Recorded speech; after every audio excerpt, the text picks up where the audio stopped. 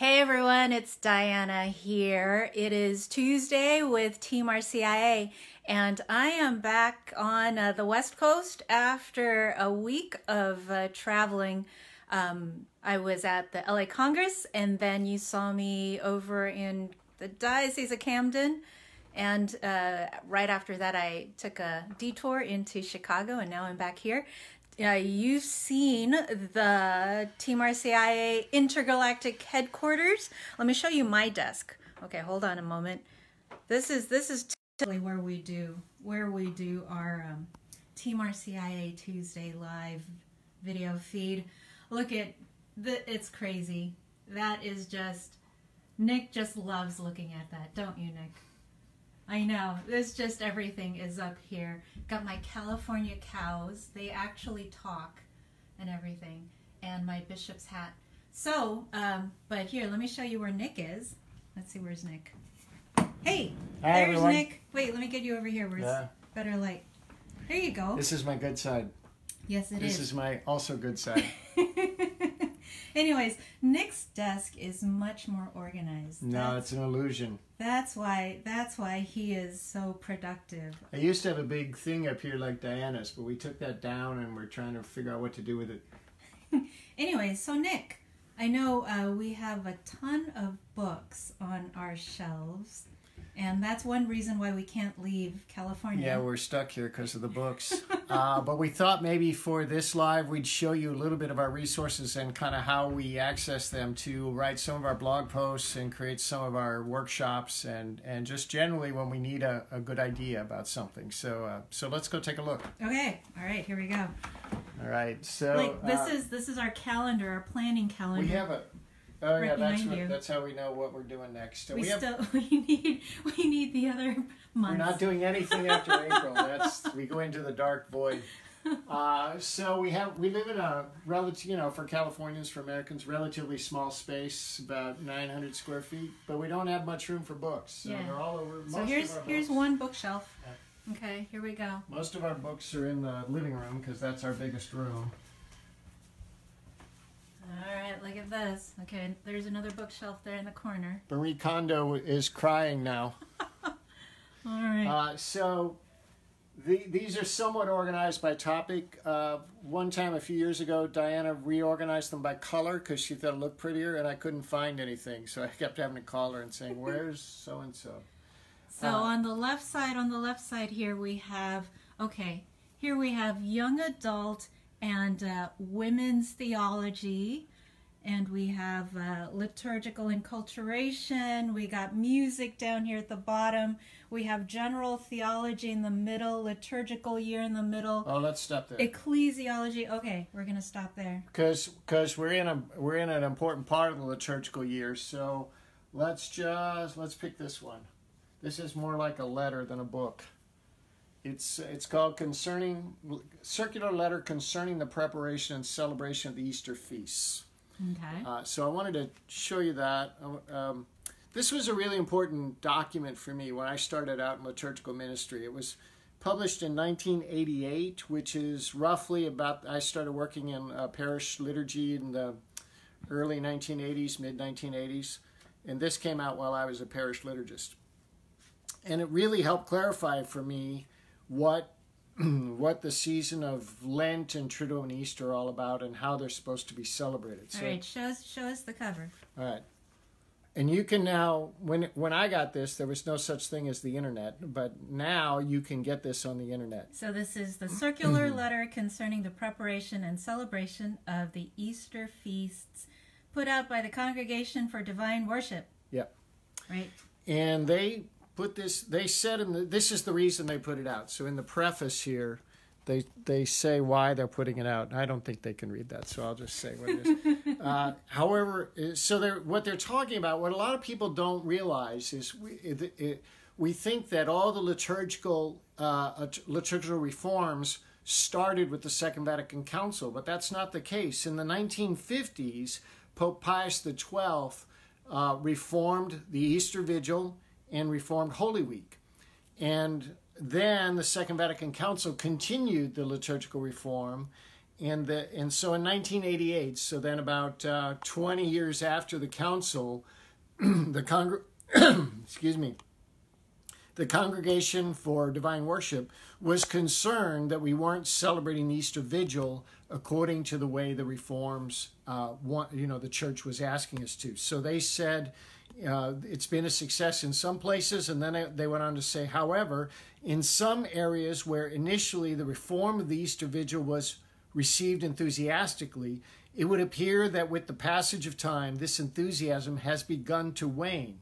The very concept of the vigil has almost come to be forgotten in some places. And that was true in 1988 when I was working in parish ministry. The parish I was in was doing a good job with the Easter Vigil, but lots of parishes around us were really, the vigil didn't seem very important, and folks had not really taken to celebrating the vigil in the Reform way. They were treating it like a Saturday evening mass, like we generally have. And so how old is this document? Well, that's interesting. This document is 1988, so it's about 20 years old. Is that right? 88, no, 98, 2008. Pardon? 1988, so what? We don't do math. We're liturgy people. We don't do math. Help us out so here. So it's 30 years. 30 years, okay. Right? 88, 2008. No, wait. 88, 98, 2008, 2018. 40 years. God, I'm old. Gosh. God, I can't believe I read this 40 years ago. That can't be true. Yeah, well, yeah, we're old. We're both old. Well, anyway. 40 years old. 41 years old. Anyway, the other thing, though, that happened in the 1970s is when we got the RCIA. When the Holy Week reform happened with Pius XII in the 1950s, we did not have the RCIA, and so there were no adult baptisms at the vigil. Then with the Second Vatican Council, we got the reform of the catechumenate. We got the promulgation of the RCIA in 1972, but it really wasn't widely implemented until 1988, because that's when we got the definitive English translation. So how did people get baptized before? They got baptized, like in the vestibule with, sort of an adult version of infant baptism. It wasn't done in a big public way the way it is now. Okay. And so the connection between Easter Vigil and adult baptism was still brand new in 1988. Right. So since that time, we've had a much stronger connection, as we all know, with adult baptism and Easter Vigil. And so now, in most parishes, in the United States anyway, in most parishes, the Easter Vigil is being celebrated as a high feast, in the way that the Church envisions it. So in some sense, the circular letter was a success because it helped people understand the importance of the Easter Vigil, and parishes began to celebrate it with that level of import. Do you remember when you first read this? Or? Let's see. I think. Oh wait. Okay. Here. Go around here.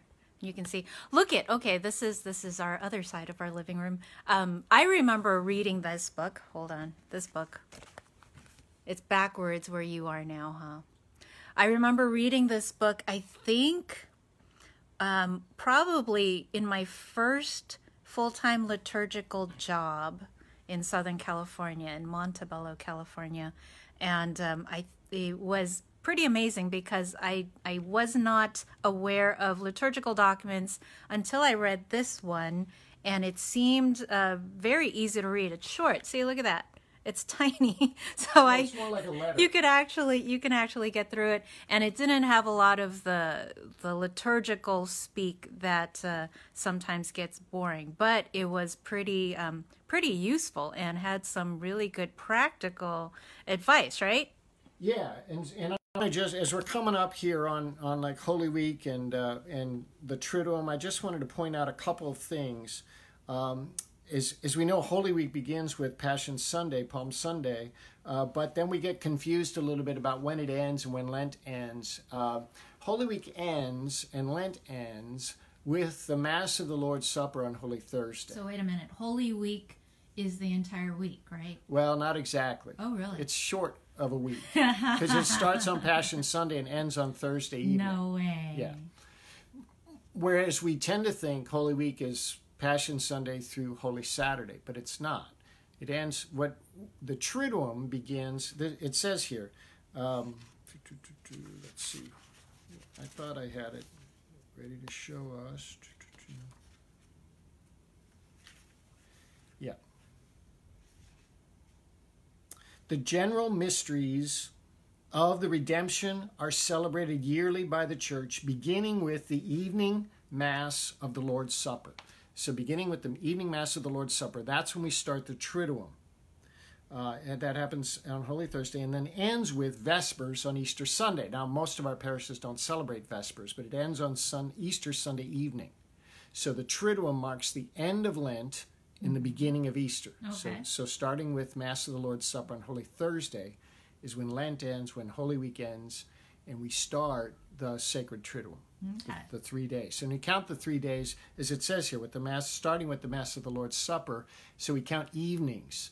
So Thursday evening to Friday evening to Saturday evening, and then Saturday evening to Sunday evening. So the Triduum is not Thursday, Friday, Saturday. It's Thursday night to Friday night to Saturday night, and Saturday night to Sunday night. So it's really the days of Friday, Saturday, and Sunday. That's mind blowing. Yeah, we'll see. It's all in here. So, and then the document goes on to say, I love this line. The church, by the celebration of this mystery, the Easter Triduum, by the celebration of this mystery through liturgical signs and sacraments, is united to Christ, her spouse, in intimate communion. Now that phrase was used 10 years earlier in a document by Pope John Paul II in 1978, I think. He wrote a document called On Catechesis. In that document, he said the purpose of all formation, now we're thinking, you and I are thinking of the catechumens now, right? The purpose of all formation is communion and intimacy with Jesus Christ. And then this document says, it is at the Easter Vigil, it's in the Sacred Triduum rather, that united to Christ, her spouse, we're united in intimate communion. So that word intimate, if you think about who you're intimate with, you know, that's for me, it's a relatively small number of people and what intimacy means. And now we're saying that everybody that comes to the Triduum, we're all in intimate communion with Christ. You mean we're not in intimate communion with our 2,240 some followers on the TeamRCIA Facebook page? Well, we are if they're all at Easter Vigil. So if you all show up at Vigil, we'll all be in intimate communion. But you get the point here. Like to be in intimacy with more than a few people requires a significant degree of risk. So we're asking the catechumens, so we're asking ourselves to risk themselves by dying to themselves in the font, and when they come up from the font now, they're intimately united with all of us. I think we're risking ourselves here, showing you our bookshelves. Yes, and right. How, so now you're in intimate communion with our books. It is. And another point, we know this from the RCIA, but this is in an official liturgical document from the Vatican. The Easter fast is sacred on the first 2 days of the Triduum. We're used to fasting on Good Friday, but this is saying we're also fasting on Holy Saturday, because the Good Friday day of fasting and abstinence, it is also recommended that Holy Saturday be so observed so that the church, with uplifted and welcoming heart, be ready to celebrate the joys of the Sunday resurrection. So we're fasting in solidarity with the catechumens, not only on Good Friday, but also on Holy Saturday. I think a lot of us are not always aware of that. Well, a lot of us are fasting inadvertently because we're just too busy.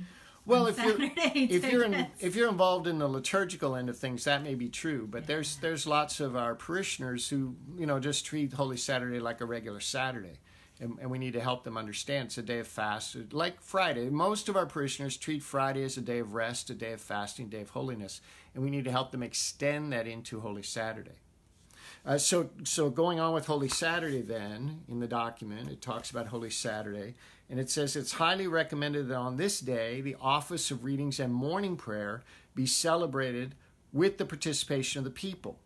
Where this cannot be done, there should be some celebration of the Word of God or some act of devotion suited to the mystery celebrated this day.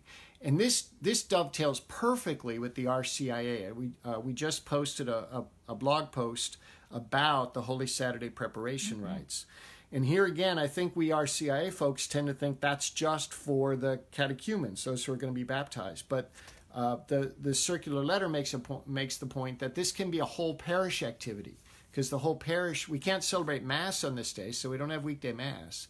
So there should be something for the parish that marks this day, and that thing can be the preparation rites that we do. So for more on the preparation rites, go to teamrcia.com and you can see the post that we have there for that. So I know. Here, let me turn around here.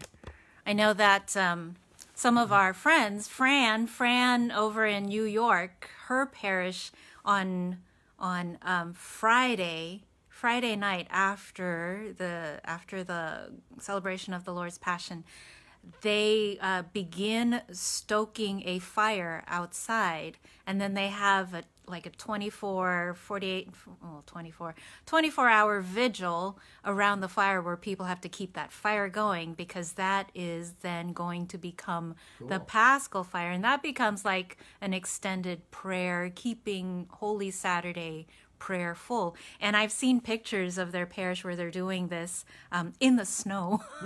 They have their lawn chairs out around the fire, keeping warm around the fire while there's snow going around. But also the sisters of Saint Benedict, the Benedictine sisters in St. Joseph, Minnesota, right next to Collegeville, they do throughout the entire Triduum just a 24-hour, 3-day vigiling of prayer in between each of the major liturgies of the Triduum.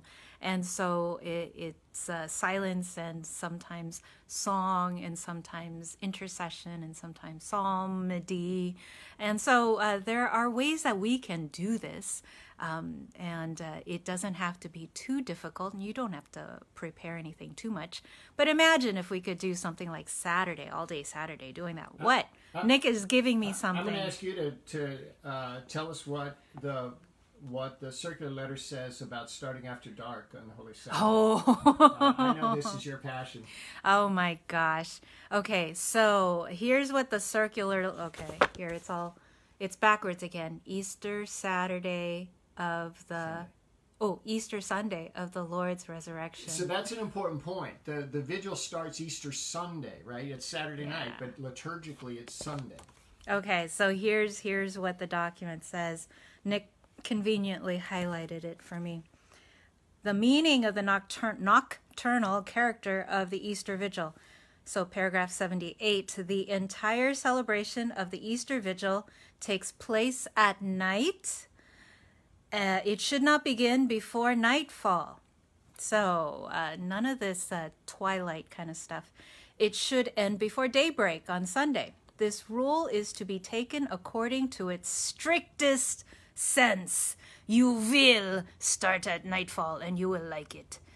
Reprehensible. I love that. Reprehensible are those abuses and practices that have crept into many places in violation of this ruling. Oh, there's Mother Church talking to you. All right, where are we? Whereby the Easter Vigil is celebrated at the time of day that it is customary to celebrate anticipated Sunday Masses. So, meaning if your typical Saturday evening Mass is like at 5:30 or even 4:30 or maybe even, 6, you can't start the vigil at that time because we're assuming it's probably still light out. And we've just started daylight saving, right? We're in daylight saving time, which means the sun is out later. And so here in San Jose, California, typically it's not completely dark until at least 8:30 at night. Probably closer to 9 o'clock. Closer to 9. And I know, I don't know if they still do it. I hope they do. Holy Korean Martyrs, I think they begin their Easter Vigil at 9 p.m., which is great because I know some parishes in our diocese start earlier. But if you go outside, Easter Vigil, and it's still not dark, then you can't really start yet because what's happening is the very first thing we do is light the paschal fire. And what's the point of saying, Christ, our light, who dispels the darkness, and there's still light out? That makes no sense at all. So it continues here.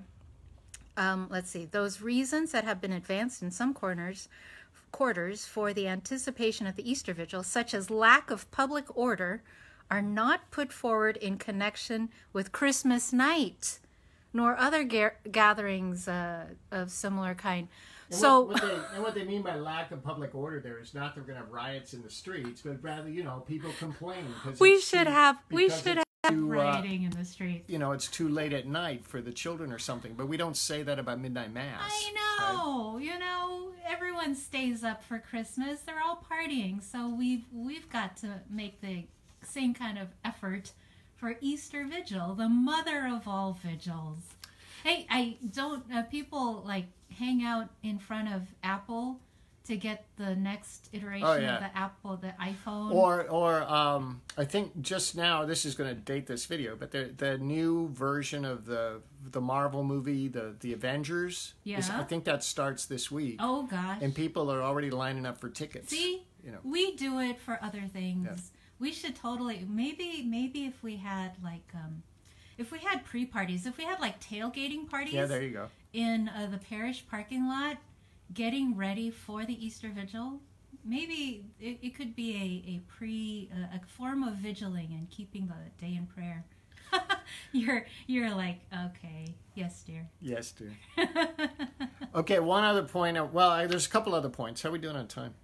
I have no idea. Okay, well, there's a couple other points in here, but the one that I want to make is about what if we don't have anybody to baptize? So the circular letter says, the third part of the vigil is the baptismal liturgy. This is given full expression in those churches that have a baptismal font, and more so when the Christian initiation of adults is held, or at least the baptism of infants.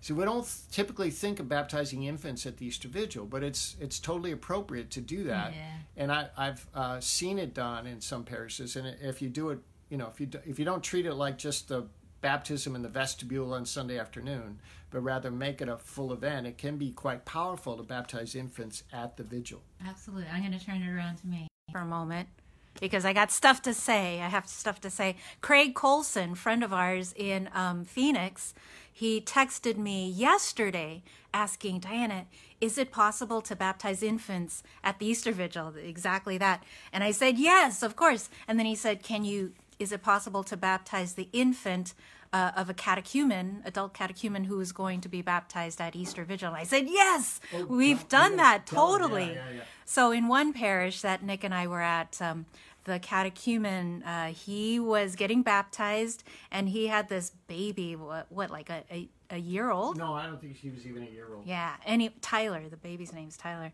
And so the guy is standing in the font, and he's just been baptized, and he's still dripping wet. And then his wife hands to him his baby, and the baby is naked except for diapers, I think. I don't think he even had diapers on. Maybe, I couldn't tell. No. So but it was a lot of baby. There was a lot of baby, and so the catechumen who just got baptized, the newly baptized man, is holding his baby in the font while the presider pours water over the both of them. So the adult catechumen has already been baptized, but water is water; it's going to get everywhere. So the baby is getting doused and baptized while his father is holding him in the font. It was just an amazing moment there. So yes, baptize babies at the Easter Vigil, especially if they're babies of your catechumens who are going to be baptized that night. What are you handing me here? This top one there. The top one. The celebration. So Nick is telling me what to do again. Here we go. We're reading. The celebration of the Easter Vigil for special groups is not to be encouraged. What? Above all, in this vigil, the faithful should come together as one and should experience a sense of ecclesial community. I know that's another passion of yours. Yeah, so I know in San Jose we have a great wealth of diverse communities, and some of these communities are like cities in and of themselves, 5,000, 7,000 families in one parish. And the church building itself cannot hold all of these people. Plus, it gets really complex with 3, 4, 5 different languages of communities celebrating together. But that is the joy of the Easter Vigil. So we've encouraged people to avoid, because it's not allowed, avoid having separate Easter vigils for separate communities for whatever purpose. Separate language groups.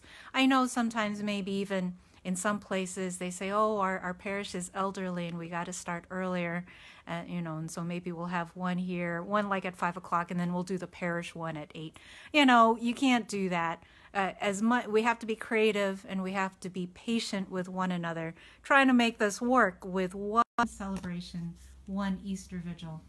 So another point that the circular letter makes is that the beginning with the Mass of the Lord's Supper and through Easter Vespers it's one liturgical celebration. It's not like 4 or 5 different liturgies. Mm-hmm. And so whatever we can do to image that is really important. So one parish I was in, we created a single worship aid that started on Thursday night with the Mass of the Lord's Supper and went all the way through Easter Sunday morning. We didn't have Easter Vespers, but if we would have, we'd have put that in there. So the sense is if you only come on Easter Sunday, you've missed, 3/4 of the celebration because you're starting toward the back of the worship aid. My fantasy is to have a Triduum worship aid where even if the parish isn't celebrating an Easter Sunday night Vespers, that in the back of the worship aid is a simple prayer service that people can use in their homes when they get back home Easter Sunday to end Easter Sunday,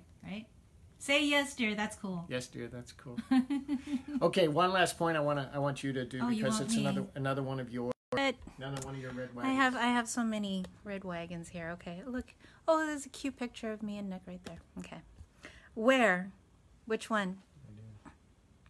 103. Okay, Easter time. Throughout the Easter season, the neophytes should be assigned their own special place among the faithful. Yay! So I think this says it also in the RCIA, right? In the period for mystagogy and post-baptismal catechesis, it says that special places should be reserved for the neophytes and their godparents. It's the only ritual. It's the only place in a ritual text, a ritual book that I have seen that specify places of honor. Typically, liturgical rites will say there should be no places of honor. All of us are one body. But for the neophytes and their godparents, there are reserved places for them because they are the most powerful sign of new life, living and breathing, walking among us. They're the sign of that intimate communion that Pope John Paul II was talking about and that the circular letter talks exactly. about also, so. Before I turn back to you, you got to see, oh, here. There you go. That's Mr. Viento. El Viento. El Viento. Señor Viento. Señor Viento. The big hot air guy. So that's just one of the weird things that we have here in the intergalactic headquarters for TeamRCIA. Anything else you want to say? Well, just I know you all are working really hard this time of year, and you've worked really hard to get here. And so in all the hubbub and the things you have to get accomplished, I hope you can take a few minutes of reflection and just to thank God for all the gifts God has given you to bring you to this point and bring your community to this point. We certainly thank God for you and for all the gifts you have and for all you've done. We continue to pray for you all the time. Woohoo. Well, we hope you've enjoyed our look into our TeamRCIA bookshelves. And yay, say bye. Bye. Thanks, Nick. Why are you waving? Oh, you're waving. You're turning. Yeah. I see. I know. Here I am. I thought you were giving me signals. Anyways, all right. Next week we'll put this back, and next week we'll come. We'll take a look for some other book. Else. All right. Thank you, everyone. All right, everyone. Take care. We'll see you. Bye.